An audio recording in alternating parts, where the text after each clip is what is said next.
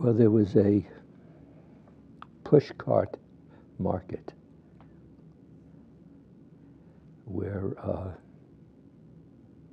you could buy anything, but they were outside of stores. And the smells were wonderful. As I think back on it, they were wonderful. At the time, they were just smells. Pickles and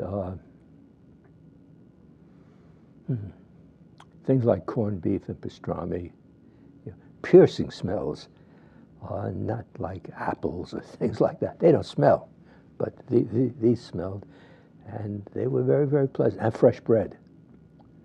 I mean, you can't get bread like that out of New York. I don't even know if you can get it in New York anymore.